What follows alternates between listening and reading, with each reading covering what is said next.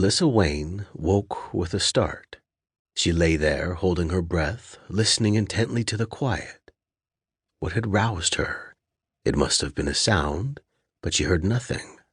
Maybe a car or some other noise outside, she thought, relaxing slightly. After another tense moment, she let out her breath, relaxed, and was just about to turn over when she heard a soft scratching noise. She froze again, her body and ears on full alert. Was this the noise that had awakened her? It sounded as though it was coming from the front room down the hall. She lay there, her whole body tense, ears straining to hear. The next sound she heard had her sitting straight up in bed. She was certain it was the click of the front door. The air in the room shifted as it does when a door is opened or closed somewhere in their small apartment. Somehow she knew it wasn't her roommate, Joyce, returning home. Even if she were trying to be quiet, there was just something too off about it. She knew without a doubt someone had just broken into her apartment. Alyssa was surprised she could hear anything over the pounding of her now galloping heart. She sat paralyzed with fear. The knowledge that her unknown intruder was between her and the only exit had her rooted to the spot in terror. She swiveled her head around the room looking for something to use as a weapon. There was nothing. She doubted the lotion bottle or the book on her nightstand would prove very effective.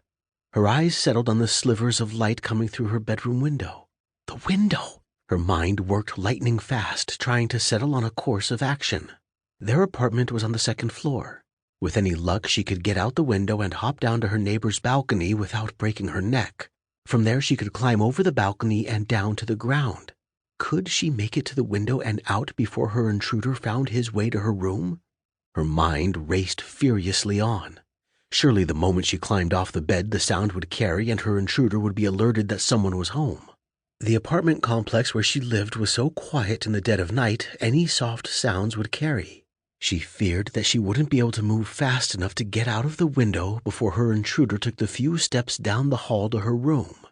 And if she did somehow make it, how would she get help? She prayed her neighbor, Dylan, was home. If she didn't quite make it out of her apartment and to his door, she'd scream her head off in hopes that he or someone would hear her. She was certain she'd heard the low rumble of his television when she'd gone to bed. A creak in the hall made her decision to move for her.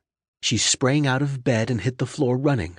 There was a short pause before the sound of footsteps running down the hall in her direction reached her. A moment of hesitation on her intruder's part that hopefully bought her some time. She moved the window open and smashed both fists into the screen. It fell to the balcony below with a loud clank. The footsteps were rapidly coming closer. Her intruder seemed unsure of which bedroom she was in, but he was so close. It would only be mere seconds for him to be upon her now. She barely stopped herself from diving headfirst out the window in her panic. She'd surely kill herself landing on her neighbor's balcony head first. In nothing but her nightshirt, she threw her leg over the sill, straddled it, and then hastily pulled her other leg through. Hanging on by her fingers, she hung there for the briefest moment with the window frame tracks biting into her skin before letting go. It was about a 6 to 8 foot drop to the balcony. She landed with a painful thud, but remembered to roll with it, hoping to avoid breaking anything. She immediately scrambled back up, ignoring the pain from her legs and ass from the hard landing. She threw herself over the ledge and off the balcony. Limping to her neighbor's front door, she hurled herself against it and began banging for all she was worth and ringing the bell. A loud curse could be heard coming from her bedroom window above, and then running feet coming from Dylan's apartment. She glanced up, but the view of her bedroom window was blocked by Dylan's porch awning. Though she knew that meant her intruder couldn't see her either, she was too panicked to count this as a good thing. Next, the sound of thundering feet coming down the outside stairs from her apartment could be heard, just as the porch light came on and Dylan snatched his door open. "Alyssa?" He blinked in sleepy confusion, squinting against the light. Alyssa pushed him out of the way, shoving her way into his apartment. Then she slammed the door behind her before frantically locking and backing away from it. "What's going on?" Dylan asked, becoming immediately alarmed. "There's someone in my apartment,"